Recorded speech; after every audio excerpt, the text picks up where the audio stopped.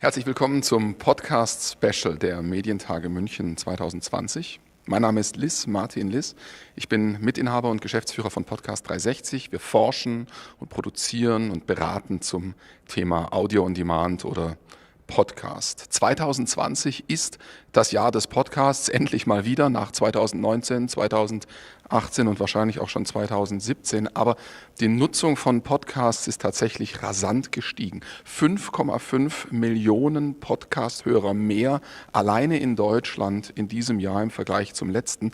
Das zeigt der aktuelle Online-Audio-Monitor und das ist eine repräsentative Studie, deren Ergebnisse man also auf die Gesamtbevölkerung übertragen darf. Auf Deutsch, jeder vierte Deutsche hört Podcasts. Wir dürfen sicher sein, dass die Nutzung von Podcasts noch lange nicht ihren Höhepunkt erreicht hat und auch das Medium selber entwickelt sich natürlich rasant. Es gibt immer wieder neue Formate, neue Geschichten, neue Arten, Geschichten zu erzählen und nicht zuletzt auch neue Monetarisierungsmodelle.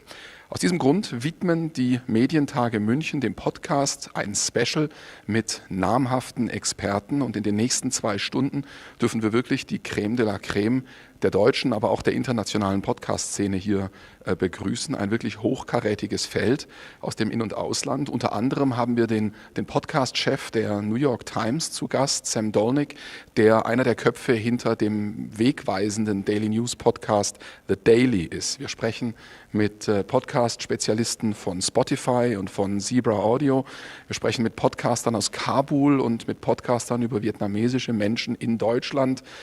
Ich freue mich sehr auf Nils Bokelberg, vielleicht einen der Top-Kreativen der deutschen Podcast-Szene und nicht zuletzt auch auf Matze Knob, den Comedian, Stimmimitator, der jetzt auch Podcasts macht. Auf den freue ich mich ganz besonders, denn der kommt aus dem Lokalradio und bekanntlich kommen da die Allerbesten her. Wir sprechen über die aktuellen Zahlen, wir sprechen über alte, aber natürlich vor allem neue Formate. Wir schauen hinter die Kulissen erfolgreicher Macher und wir reden über unser aller Lieblingsthema, neben dem guten Geschichten erzählen, nämlich übers Geldverdienen mit Podcast.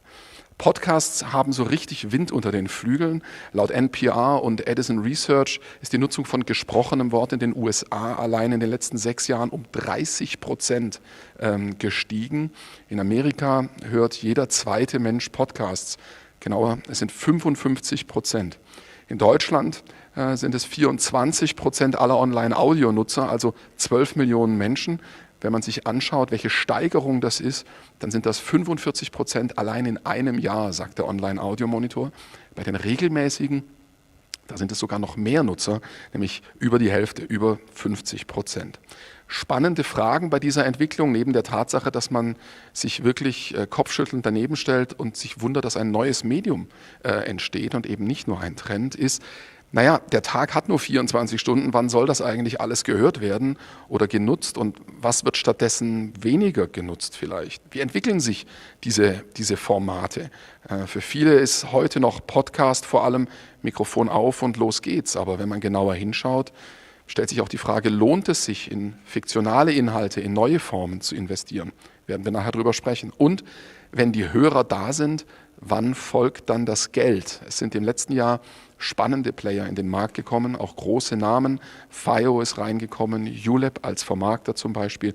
Mindestens 2 Schwergewichte, die in der Szene jetzt umtriebig sind. Und die ersten Podcaster beklagen schon den Verlust an Authentizität, was wahrscheinlich immer so ist. Das kennen wir aus dem Privatradio und aus vielen anderen Mediengattungen und Nicht-Mediengattungen. Wenn sich's professionalisiert, wenn das Geld kommt, wenn es größer wird, dann verliert es auch so ein bisschen den Pionierscharme der ersten Tage. Wann wird der Markt aber wirklich ein Markt und wann kommt das Geld und nicht nur der Platz, an dem man ein bisschen spielen kann? Dazu haben wir in den nächsten 2 Stunden jede Menge Experten am Start, auf die ich mich wirklich sehr freue. Direkt zu Beginn haben wir ein echtes Highlight. Die New York Times ist vielleicht der Erfinder des täglichen News-Podcasts The Daily. Auf jeden Fall ist es eine der renommiertesten Tageszeitungen der USA, wenn nicht vielleicht sogar weltweit, oder wie Donald Trump sagen würde, Fake News.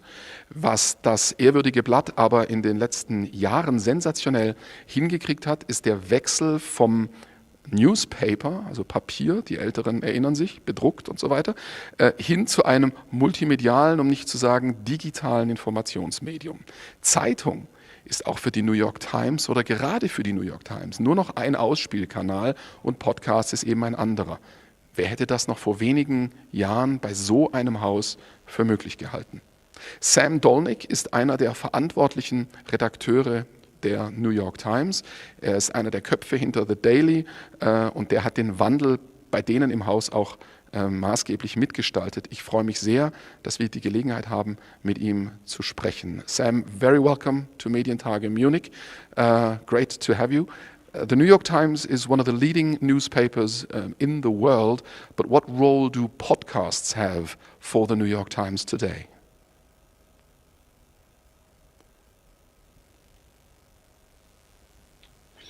So thanks for having me here. Audio journalism has become a really important part of the New York Times newsroom. It's a way that we tell stories that reaches millions of people now, including millions of people who don't read the newspaper, don't read the print website, don't have our app on the phone. And audio is such an intimate medium that it's allowed us to have an even more direct relationship with our readers, with our listeners, than I think we've ever had before. So if you picture the next generation of Time subscribers, I bet a meaningful number of them will not be people who read the New York Times necessarily. Their relationship begins with and maybe ends with listening to the New York Times, but that's such a powerful connection that they still are Times subscribers. A big thing here in Germany is that we tell media people to stop thinking in their old distribution way. So we tell radio people to stop thinking like a radio station, tell newspaper people to stop thinking like just another newspaper. Would you say that at the New York Times you have stopped thinking like an actual paper? Yes.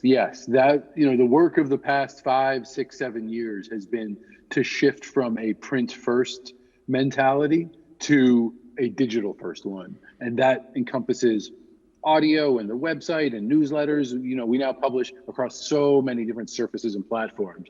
Print is one of them, and it's an important one, but we've made that change where it's by no means the primary one anymore. I would imagine that change from a classic on-paper thinking and mentality, because it's also a very traditional brand, the New York Times, right? That thinking is a challenge both for the audience, but also for the people who work there. How did you manage that? Yeah, it was a giant transformation. And it was a big cultural change and an intellectual change, as well as innumerable workflow changes. And the way to do it was to we changed the rhythm of how we work. And that was a big part of it. It used to be, the goal was by the end of the day, you had to have a story that could run in print. And that meant that all of the stories were filed at the end of the day and they were all written in a certain format.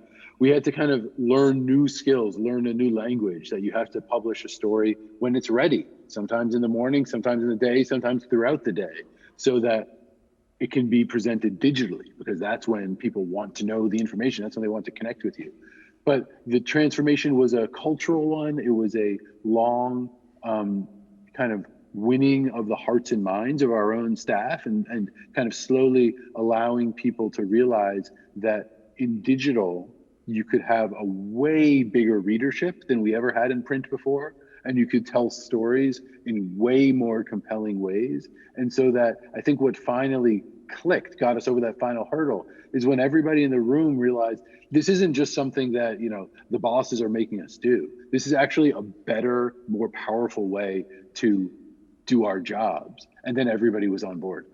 Yeah, I would imagine that also an entrepreneurial step like acquiring the serial productions company, or working together with This American Life, and probably Serial and This American Life respectively, are probably the podcasts or the podcast companies that have made even a breakthrough for the podcast industry.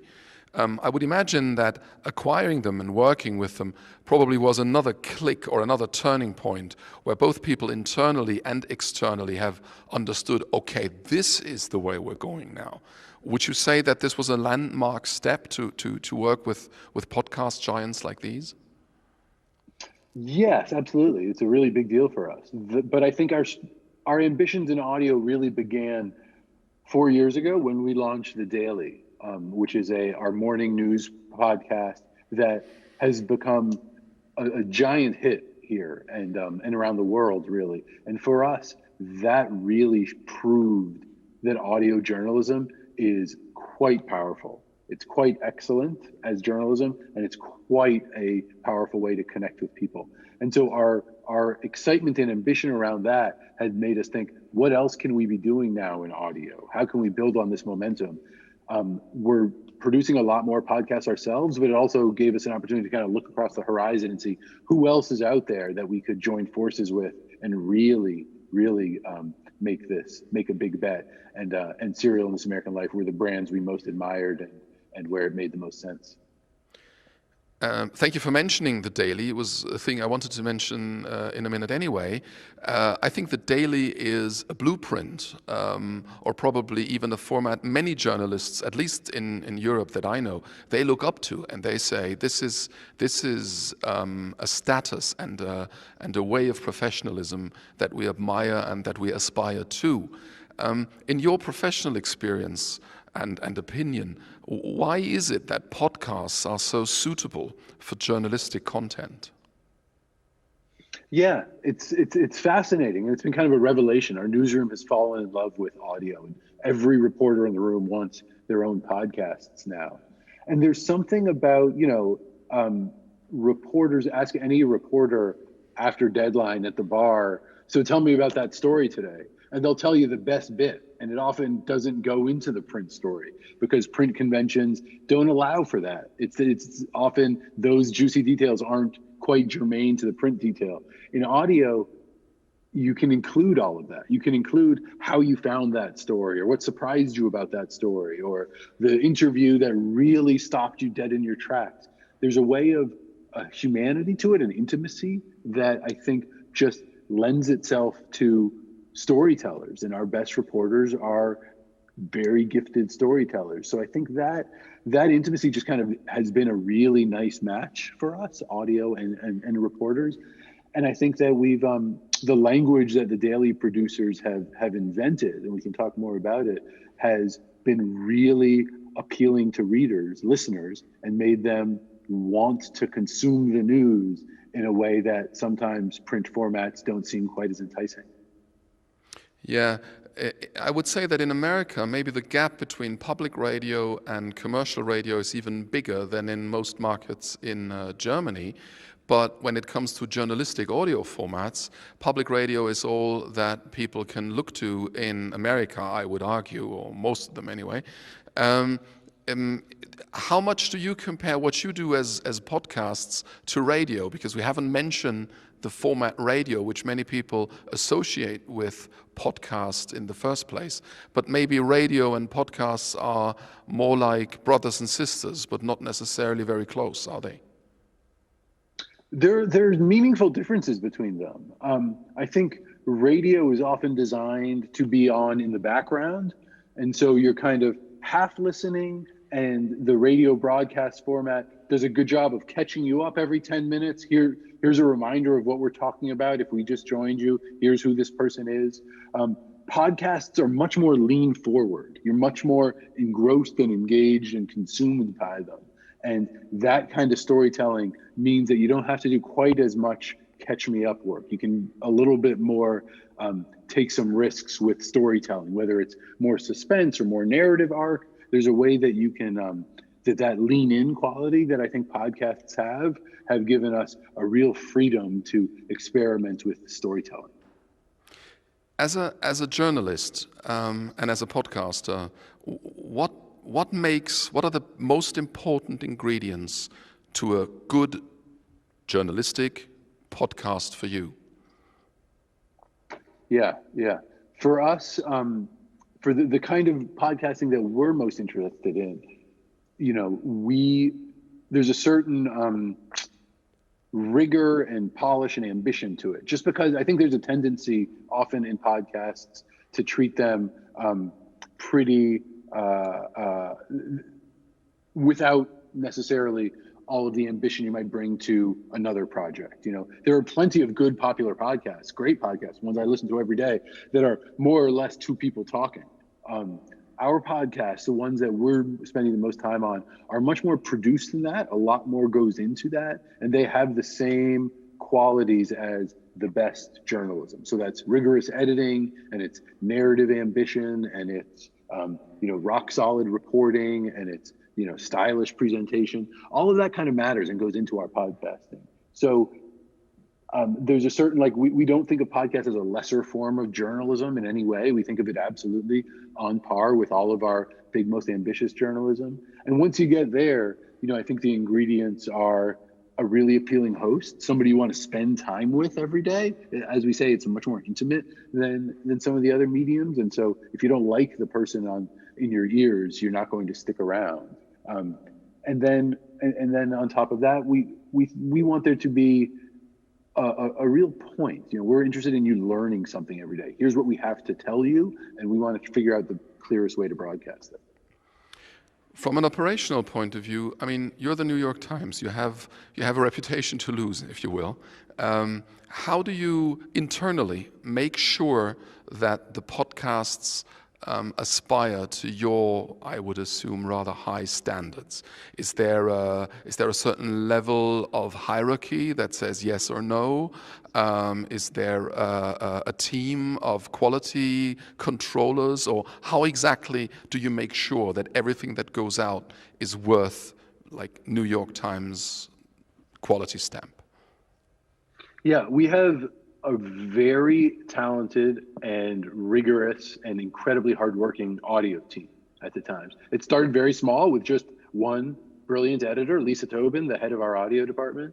And over the past 4 years, she's built a team that's now a big team of audio journalists who we think are the best and most careful in the industry. One of the things that has worked well for us, actually, though, is that we haven't centralized audio too much. There isn't an enormous amount of bureaucracy. So, you might think that, Dean Baquet is our top editor. Our top editor should choose what goes on the Daily tomorrow because the Daily is so important.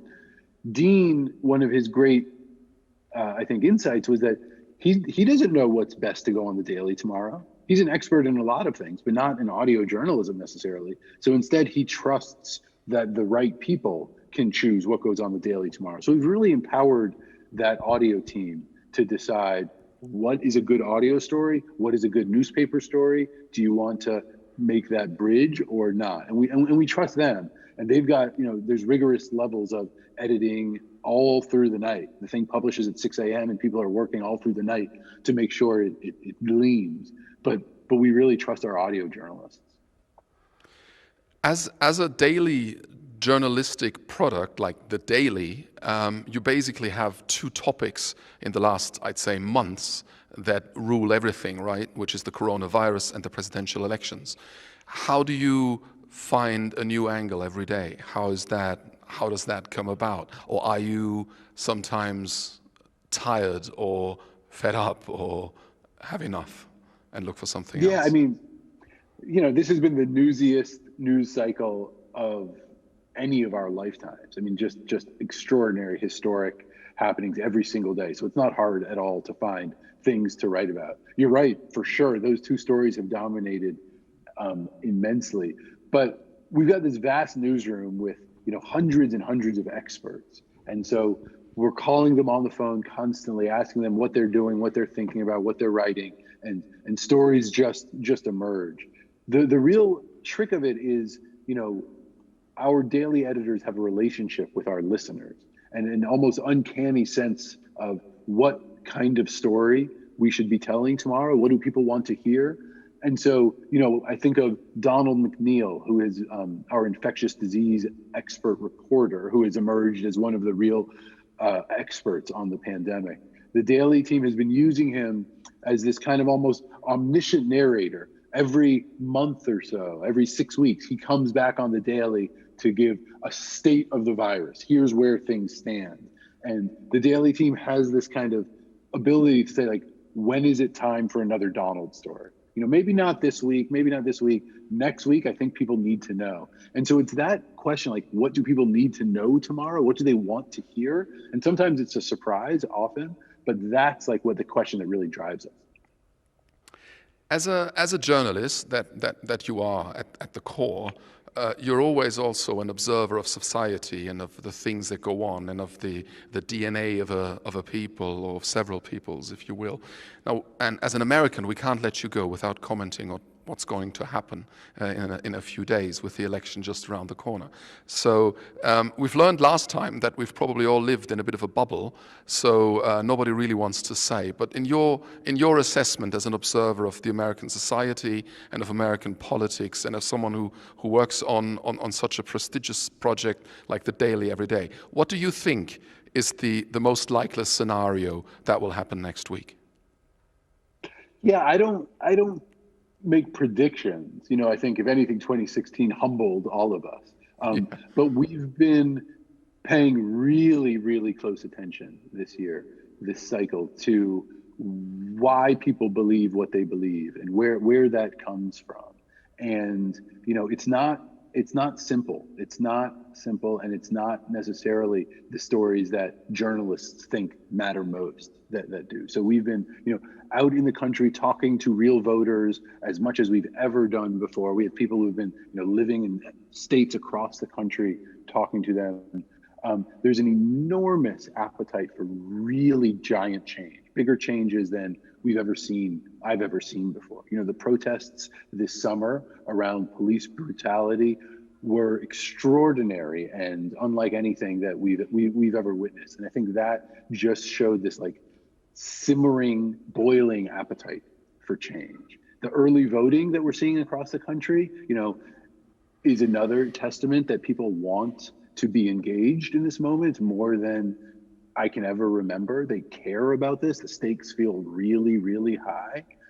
And, I think that there's going to be enormous passion around whatever comes next.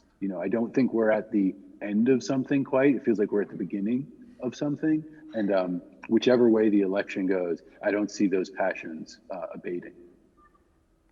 Well, thank you very much, Sam, for talking to us. We really appreciate your time. From the New York Times, Sam Dolnick, thank you very much, and all the best to the.